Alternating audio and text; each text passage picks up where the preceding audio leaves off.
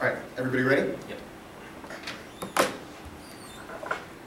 Emmons and not define value in the context of criminal justice. Criminal justice is overall issues regarding values. Values express preferable goals or states the upper standards for selecting worthwhile behavior and criteria for making policy. Values find expression in criminal justice policy and society struggles scope of crime. Prefer my evidence because it contextualizes what it means to value in the criminal justice system, making it more specific. Thus, arguments about the truth and falsity of the resolution is a moral statement or abstractions about ideal systems don't express values in the context of criminal justice. Strictly utilitarian or deontological theories of punishment are nonsense. We should instead focus on the quality of democratic procedure institutions.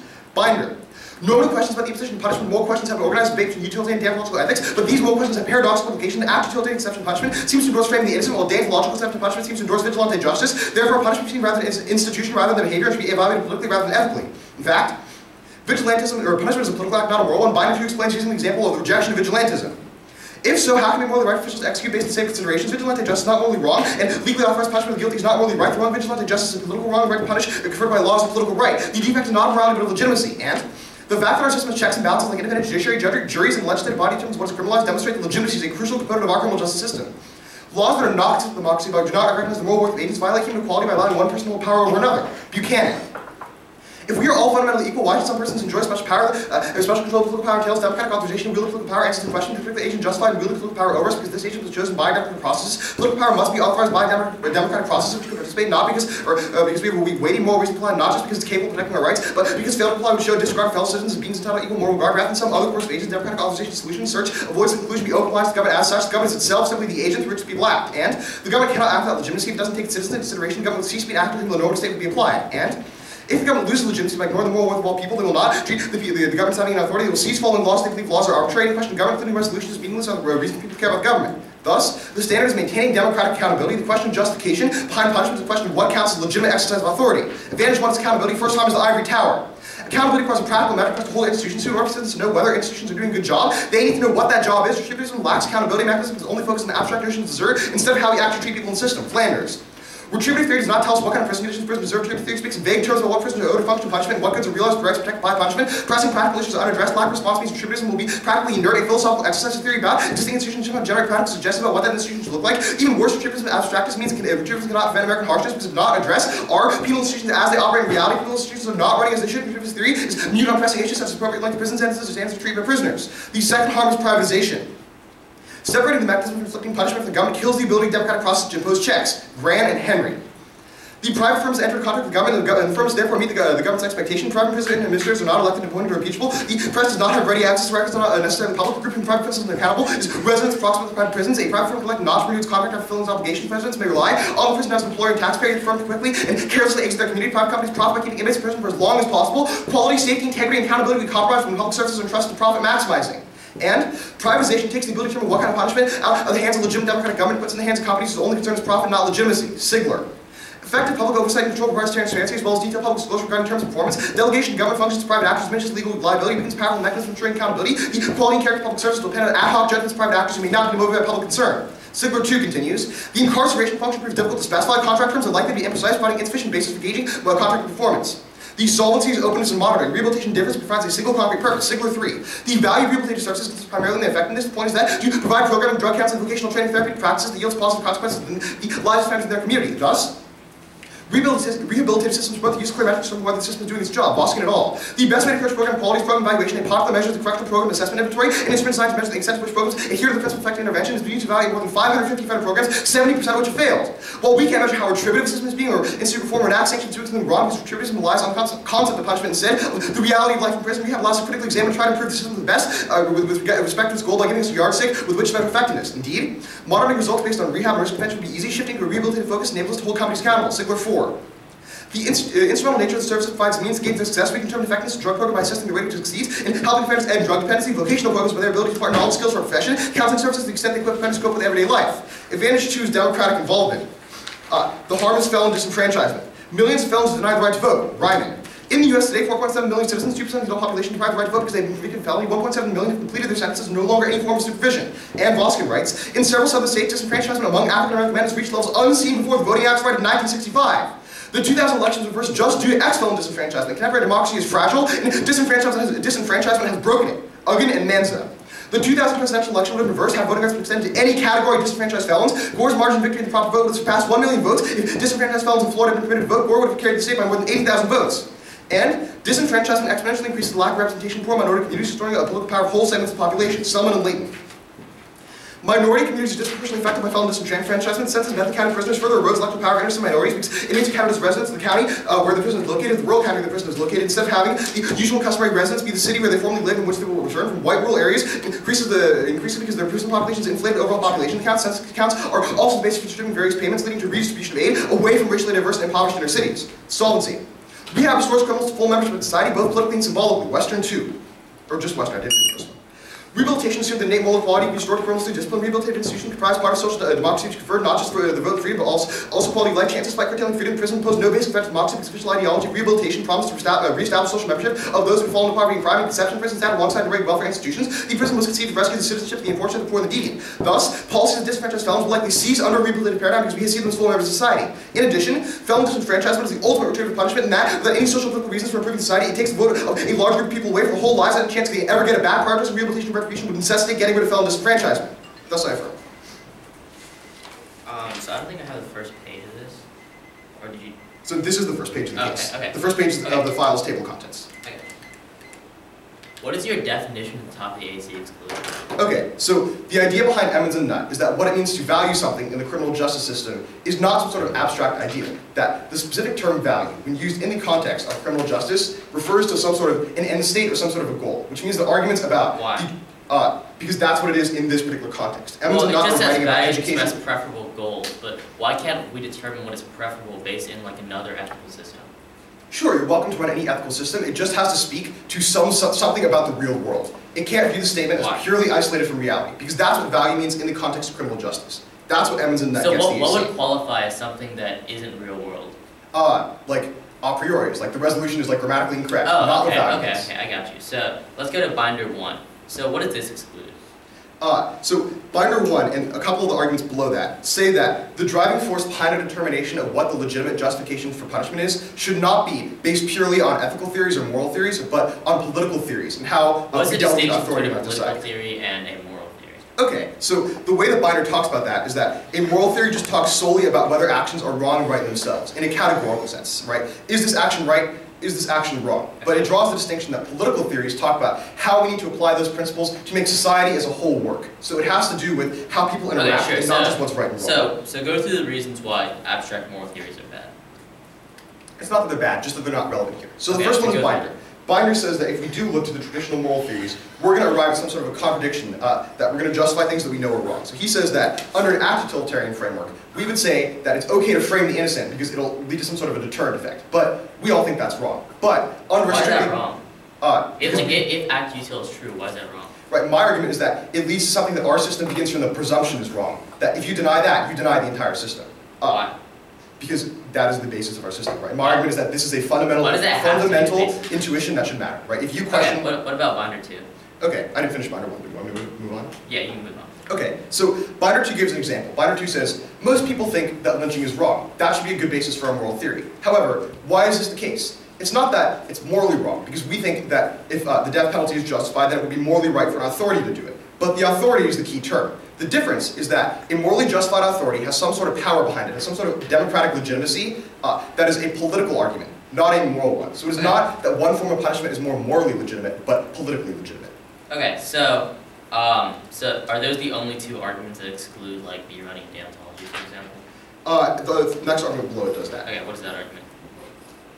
This argument says that the way we structure our system demonstrates that these sorts of considerations, like political considerations, are more important because we focus, instead of just purely on always making the right decision or being purely right, on how we can check and balance each other and having different parts of the system in order to ensure that we arrive at the best outcome that's most consistent with what's going to help society. Okay. Is it 5 minutes? I think it's 5. Okay. Oh, I'm fine with 5. You found 5? I'm fine with 5. Okay.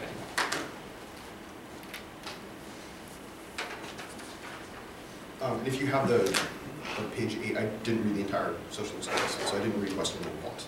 Okay.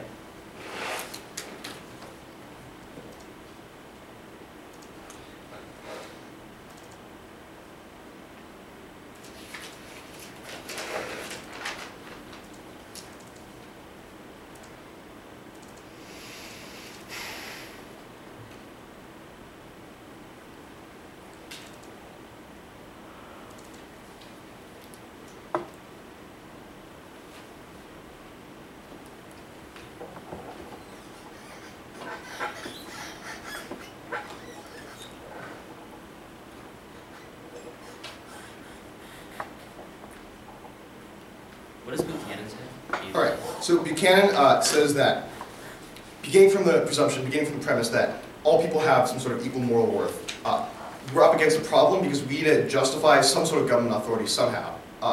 But how can that be possible if doing so would require one agent to have some sort of coercive power over another? That would seem to contradict their innate moral worth. So Buchanan's answer is that democratic procedures are a way to check back for this because we are able to hold those people accountable. We are able to say, what you did was right or wrong, and we're able to find a way to ensure each agent's moral worth within a political system.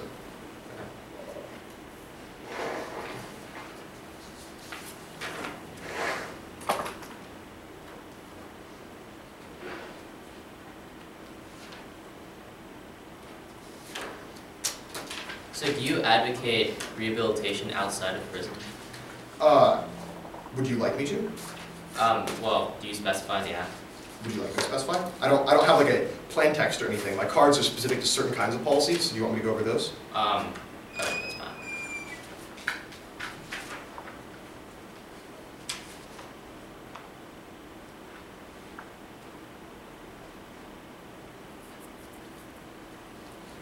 Well, I mean, your Henry I evidence seems to criticize private prison administrators. So right. So my argument is that it's not that private prisons are just going to go away all of a sudden if we switch to rehab. That switching to a rehabilitative paradigm will allow us to hold private prisons more accountable. Why? All right. So that's going to be the solvency of the entire first advantage. Sigler 3, Voskin, and Sigler 4. So, okay. Can you go through this? Yeah. So Sigler 3 provides an overview to that, where he just says because we have a single concrete goal that we're looking towards instead of an abstract ideal, we're able to ensure that agents are or not meeting it. We're able to monitor them that way. Okay. Voskin says that there are already in place programs to inventories and ways to monitor rehabilitative programs that have been applied. And in fact, most of the programs that have it's been applied to have failed. What's the next one say? Then that's going to be Sigler 4, which talks about how we can gauge success based on the outcomes. Because it's an outcome-based system, we can determine how successful and therefore how much we want to use this particular form or this particular program based on how successful the people who undergo it are in terms of the purpose that the program has. So it gives a bunch of examples for drug rehab, vocational programs, or counseling.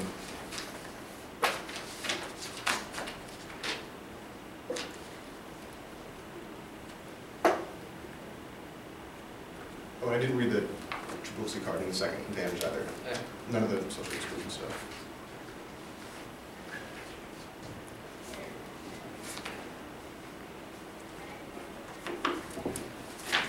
Okay, 112.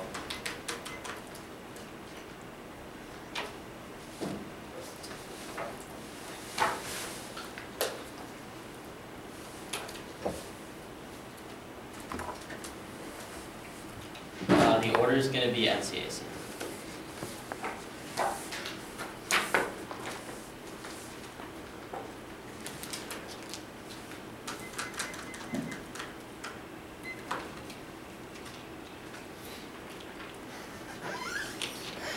everyone good to go? I negates and negates not true, thus negates resolution not true statement. This means the absence of comparison to value negates no statement comparative value can be true values in comparison means the absence of normativity is sufficient to get and to affirm to uphold means the act has to correctly prove the resolution of true in order when to presume neg. I value morality more realism is false. First, all judgments obtained by subjective interest, even saying that a statement is objective is itself is objective perspective. Nietzsche. Our experience of another person, for example, no matter how closely incentives can never be complete, so that we never have a logical right to evaluation of all evaluations are premature and about to be the standard by which we measure our own being is subject to moods and fluctuations, yet we have to know ourselves as a fixed to be able to justly assess the relationship between ourselves and anything else. And every thought exists within some conceptual scheme. There's no way to prove the truth of the conceptual schemes in the first place. Every moral belief can be continually questioned to evolve to a warrantless assertion. McIntyre.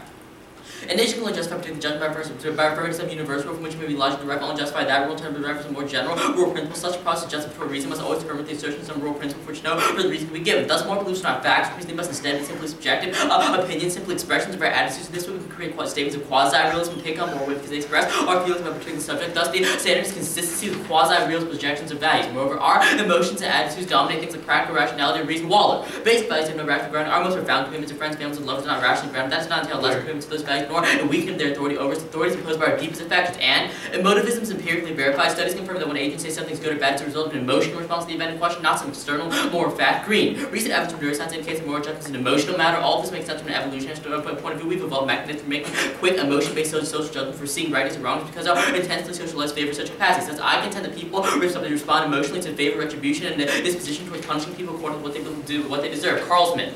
One supporters of the return theory provided with incontrovertible evidence and inefficiency of the return theory attitudes regarding capital punishment do not change. This suggests that they basically estimate well rooted in something other than deterrence. Numerous others suggest that the motivation for punishment may be rooted in non-utilitarian motives for force, which that people are declined to attribute causal responsibility for negative events. The most morally blameworthy with multiple factors. He found that people blame the driver for an accident rather than other plausible factors. When that driver was on an immoral error, not when he or she was on a moral error. And the fact that culpability and punishment are closely linked to the morality of the act suggests that punishment in these cases is driven by justice or motives. Moreover, recent work identifies moral outrage as a critical component in the determination of punishment. And retribution is the only theory that appeases the fear we feel when confronted with vicious crimes. Bose.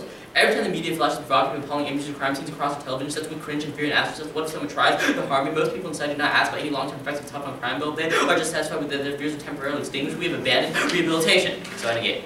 18. First, on the definition at the top. 1.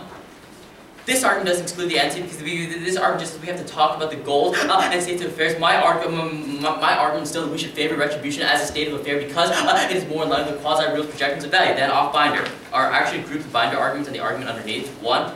This argument has no warrant. It begs the question because he says we have to reject moral theories because accepting those moral theories will lead to something that is morally bad. That doesn't make any sense because it begs the question of what's good and bad in the first place. For example, if after utility is true, then that means that like punishing the innocent is morally okay. It just begs the question of what is morally good in society in the first place. Second, there's no warrant because it reduces to an intuition that he can't prove. He even concedes in cross-examination that the intuition ultimately has no warrant. 3. Actually, now go to the argument underneath that about the system has checks and balances. Commits is not fallacy. This argument says that our system is structured this way, therefore it ought to be structured that way, but there's no distinction between the two. Second is that this circuit is already assumes we should look at the political structure as opposed to a moral structure. Then go down to Buchanan. 1. No reason why equality matters. That's just assertion. His author even concedes that an assumption he makes. Second, he's going to say that it is intuitive that we're equal, but just because we're equal doesn't mean that morality has to treat us as equals. That's a completely different argument. Is it being justified? And 3. My argument's better for equality is I actually listen to what people say. I actually take into account the emotions that people feel since I actually give equal basis for consideration. 4. Commits a fallacy of origin. Just because this is justification of government doesn't mean the governments have to act in this way. Then go to the argument under that about how it's not a legitimate act or otherwise. 1. No, it's silly we still call it a government even if it's not democratic. That argument's just silly. It still calls a government even if it doesn't listen to its people. Then off the argument under that about how otherwise people commit crimes. This doesn't make sense. This is an ends-based appeal. This is an impact-justified ends-based appeal. This says that if we don't use democracy, then there will be more crime. That makes the question why crime is bad in the first place. Then, go to the contention. Contention 1. First, group it, turn.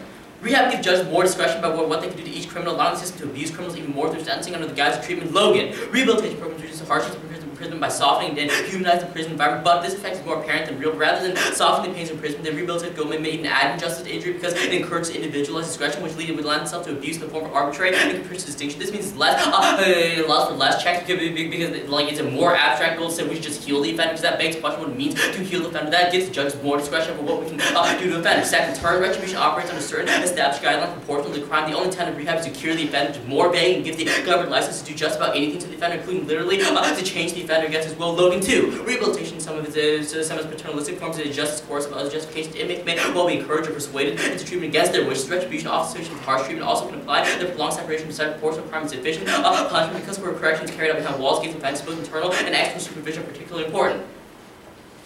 3. Turn. Retribution justifies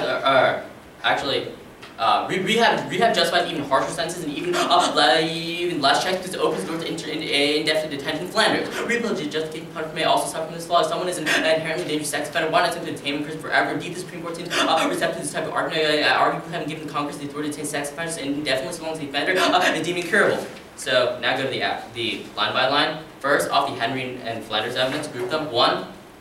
This would still be true within rehabilitated prisons. Like if we use rehabilitative facilities, it would be the same problem where they're private companies. Second, it's worse than in the Arab world because we put laws solely in the hands of doctors instead of letting like objective things decide it. Then off the solvency, group it. One, his system's more objective because the only tenet of rehabilitation is to cure the offender. Second, this is not an issue with the ideology of retribution, just the application of retribution. So it's not actually topical. Then off contention two. This doesn't address the conflict of resolution. The conflict of resolution, whether we should use the ideology of retribution or the ideology of rehabilitation. This argument is not about the ideology, it's not about value. Rather, it's about the specific application of retribution. But that we can just apply retribution differently, or apply rehabilitation differently. It's not actually topical. Flanders. The first response to women's argument is simply the philosophers are responsible for the harms they cause indirectly, special harms they did not intend to cause. How could they be? Philosophers cannot be blamed for how their ideas are used, especially if those ideas are quite opposed by retributism is pure theoretical form of counsel. Some blame Nietzsche's warning on the will, writings of the will to power as partly responsible for the rise of Nazism and Hitlerism. If these dark forces misdirect Nietzsche, which they probably did, surely it's not his fault. So I negate it. Alright. Ready? Yeah. Alright. Let's talk about the logical structure of the NC. Your framework establishes that all moral statements are emotions, correct? Are based in emotivist. Sure. Where do you establish, therefore, that all emotional statements are therefore moral? What do you mean? Right. You justify the conditional statement. If a statement is moral, then it is emotional. Where do you justify the converse? I think you're overcomplicating the NC framework. It I'm just says asking about all logic. moral statements are actually expressions of emotions. Right. So whatever we emotionally feel is therefore morally right or wrong. Right. So my question is, where do you make the jump from whenever we feel something moral, or it is emotional, to any random emotion that we feel is automatically moral? Where do you make that jump? No, that's what the framework justifies. It says that right. all... Where? Point to me where. Okay. I mean, that's what the entire framework justifies. Right. Can you point to me to a sentence that justifies that any time we feel an emotion, that is morality? That is the entirety of the framework, right? Okay. Where does it say that? I mean, explicitly it says it above Like, point the to me standard. to a sentence. Thus, moral beliefs are not facts, but instead simply subjective opinions, simply expressions of our attitude. That's fine. So that's the first of the two statements I was talking about, but not the second one. That's fine. Let's talk about your my arguments on the argument is AC. that morality generates... Let's go to the turns to the first contention on the AC. Okay. Why do we care about discretion in sentencing? Because, well, my argument is that there's less checks, because it's Okay. more in the hands of like So doctors. your argument is that we can't check the sentencing. Why does that mean we can't check the government? Because that means the government can do whatever they want to the offender. It gives the government more license over what they can do to the people. Okay, that's fine. Then let's talk about your arguments on the framework. Your only response to Emmons and Nutt is just that the NC is defending a state of affairs, correct? Yeah. Okay, that's fine. Then let's go down and talk about your last couple of responses to my contention. So you're saying we're talking about the ideology. Where do you justify we're talking about the ideology?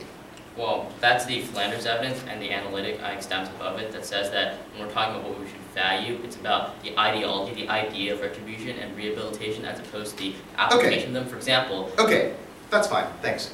All right, then let's talk a little bit more about some of your arguments against the contention level. Okay. So you say that we're still going to be using private prisons in the AF world. Why does that mean they can't be held accountable? Well, that wasn't my argument. My argument is that your argument of the accountability of private prisons is irrelevant because there's no way to know whether that would be the same problem in the AF world. I'd argue it would be because we just have rehabilitative facilities that would be equally private and would possibly... So why does that mean privatization is bad in the same way in the AF world? What do you mean? My argument, it's a non-unique argument. Okay, that's fine. Thanks. I'm going to start prepping.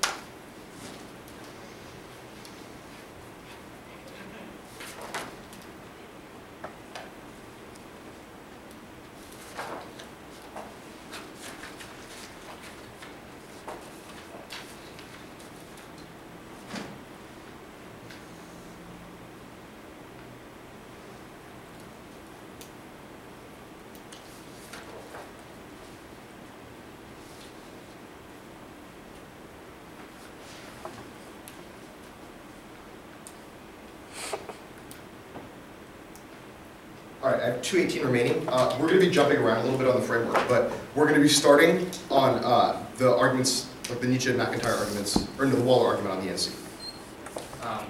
Do you still need the NC? No, you can take it.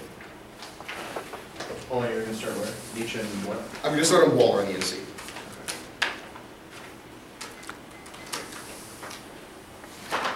Everybody ready?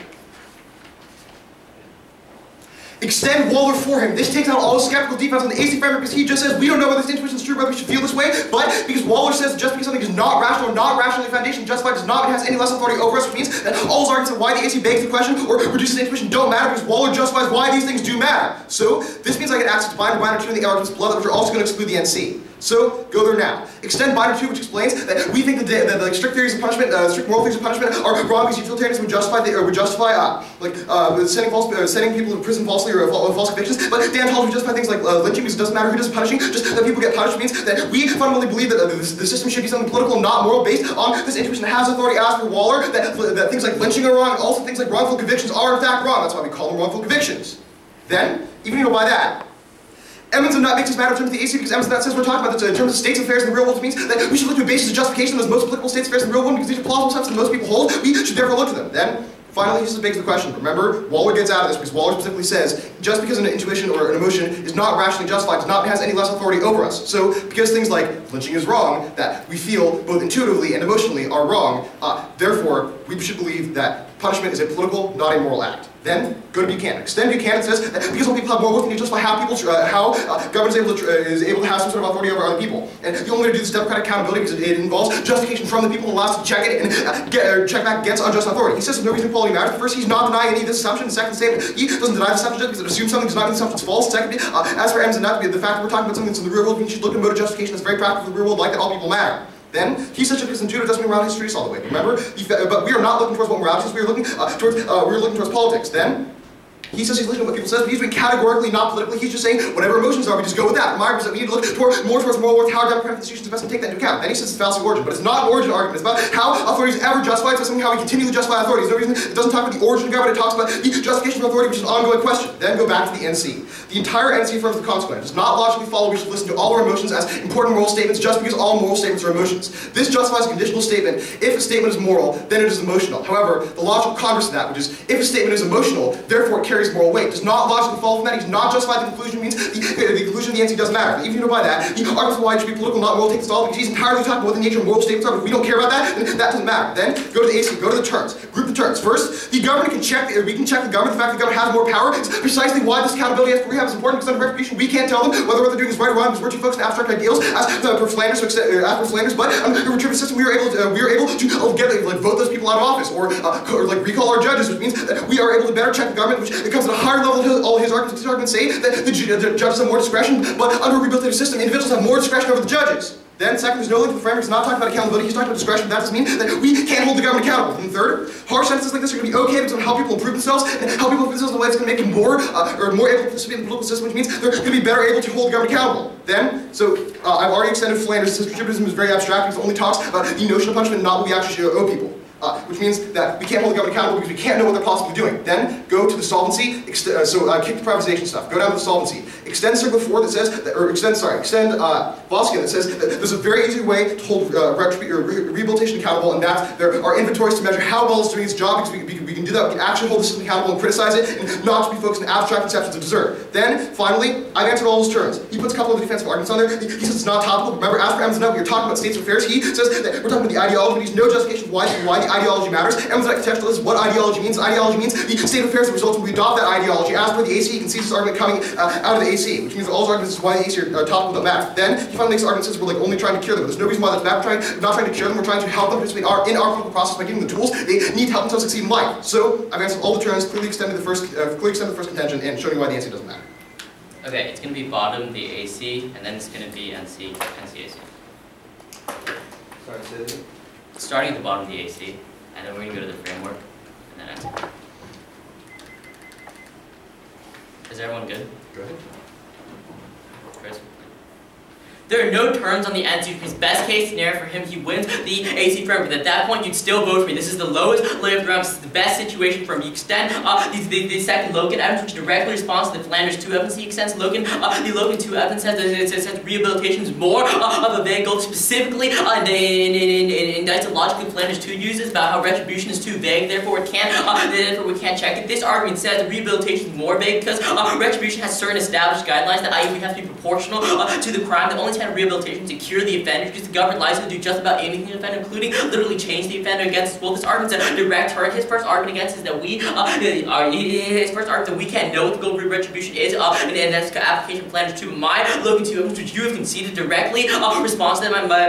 My Logan 2 evidence says that maybe retribution is vague, but rehabilitation is even more vague, even worse in that respect, because rehabilitation there's actually no time, there's nothing like proportionality. The only thing is we have to cure the offender, which means people like doctors take their hands out of the government. We can't check it at all because it's out of the hands of the government. So even if we can check the government, it's not in the government's hands, in the doctor's hands. We have no check against it because we only people with medical expertise get a hand in that determination. Because we can check it unless this argument's conceded in the last speech. Don't let him make a new response here. Number 2 is that there's no link. But yes, this argument specifically has a link because it turns back to your Flanders 2 evidence. Clearly, also turns back to Czech's argument because it talks about how it's no longer in the hands of people, it's in the hands of the doctors. It's out of the hands of the government. His number 3 arguments that we are helping people improve themselves to the punishment of indefinite detention is good. This argument isn't about indefinite detention. It's about how the doctors get to decide what's good for the offender instead of people, which means we don't get to check it. We don't get to check on systems. We don't get a say in the determination what's best for the offender. Rather that's in the hands of doctors and medical experts.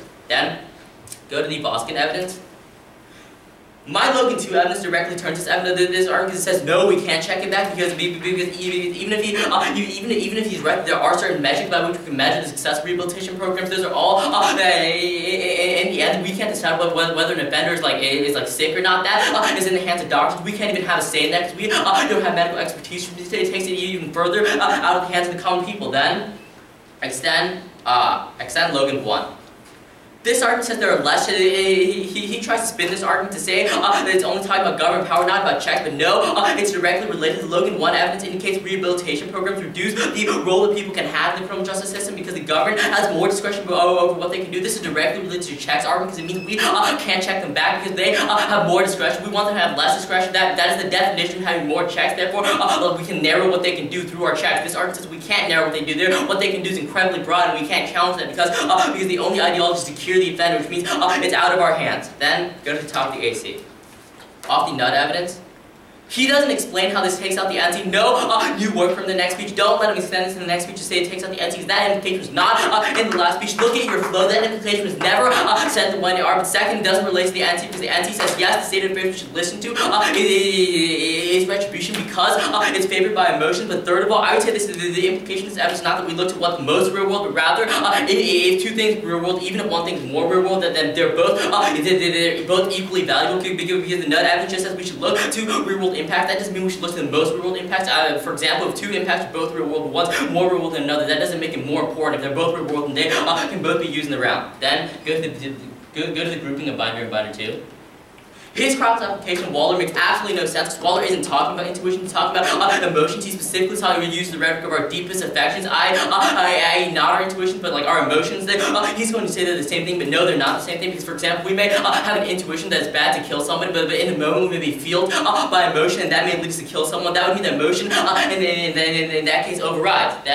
So, the implication of that argument is that we don't look to politics. But second of all, I would say you can still extend the argument begs the question, even if it doesn't take out the binder 2 evidence, it makes the AC framework predicated on the NC framework. Because this argument says that we determine politics based off of what we intuitively believe is good and bad. And it still begs the question morally right and wrong. He says that politically we should reject things like lynching because we believe that it's wrong. That means it's still based on conception of morally good or bad. So it still begs the question of the NC framework. Then go to the Buchanan. Extend the first argument says there's no reason why, or the second argument rather says even if we're equal, there's no reason why morality has to take that into account. His only argument here is that it's about real world and politics, but no, I've already won the argument that real world and politics begs the question what's morally good and bad, because when we're talking about what's politically good and bad, that still begs the question of what we believe is morally good and bad. And see, first, Extend the McIntyre evidence also takes out the political stuff because it says we question things, statements like we should look at political realism. We question those statements devolve into Warren's assertion. This necessarily means the more statements of facts are unfounded. Rather,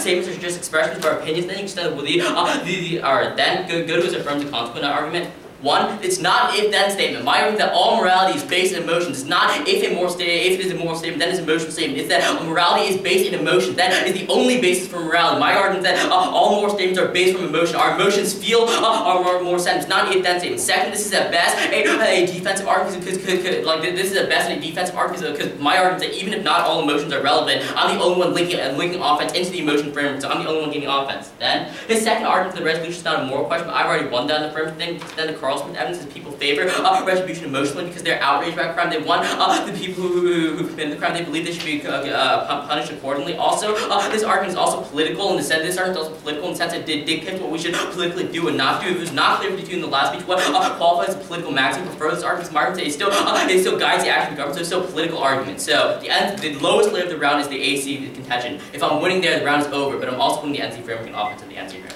Alright, starting prep. It was 218, I think. Alright, the only argument against Buchanan you extended was number 2, right? Yeah. Okay. And the application of McIntyre, yes. Yeah. I mean, NC.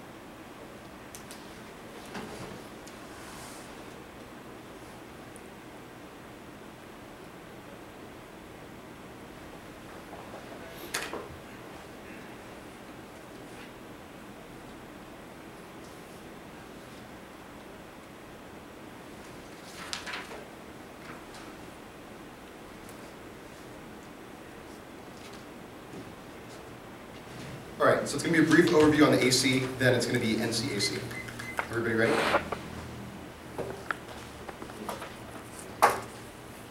Alright. The biggest clash in terms of offense is going to be on the terms of the AC, but the big problem with that is that my argument is that we have to check the whole system. It's not. The AC says that people should determine who gets sentences because that's mob justice, vigilante justice, simply that. The sentences must be imposed by legitimate authority that people can check the authority of the system as a whole. We don't care specifically about checking doctors, but only the system. The best way to do that is with something like a correctional inventory like Voskin talks about that fails 70% of the programs, which means that we can hold them accountable. Then, go to the NC.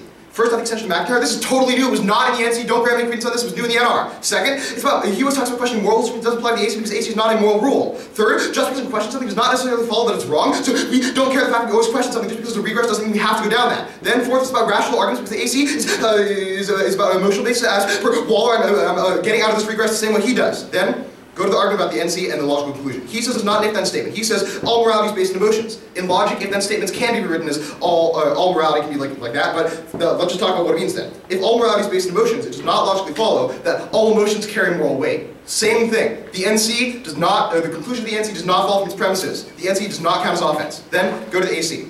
He misunderstands eminent not. I'm not using eminent not to extend the NC, that's totally fine. I'm using binder to extend the NC. So we extend binder to that says that utilitarian justification of punishment should be wrong because they would encourage false imprisonment, and deontological punishment would be justifications would be wrong because they encourage things like lynching and vigilante justice means that we look to a political, non-moral conception of justification. He takes out the NC because he's talking purely about the nature of moral statements. He extends the argument that, extend the argument says that I justify this based on Waller and the NC because we feel that these things are bad.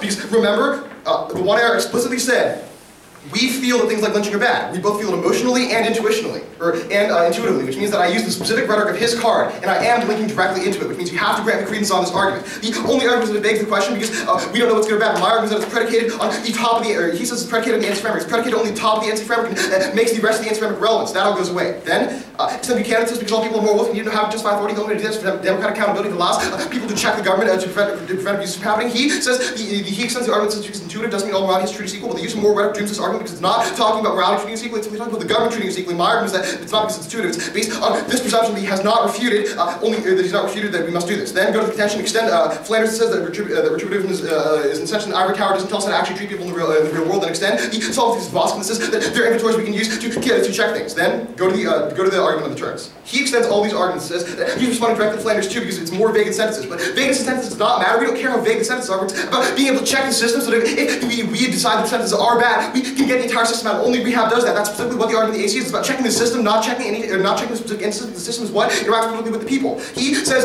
he does not link to the AC framework. He says that it turns back Flanders directly, but it's not a link to Flanders. It's not a link to Flanders. It does not talk about the ivory tower. He just talks about the vagueness of sentences. But again, that doesn't matter because it's not about holding the system accountable. That's the only thing that matters in the AC framework that goes away. Then finally says the political system is not the definition, but remember that I'm also simply talking about how it works. So you affirm off the extension of Voskins. You're right.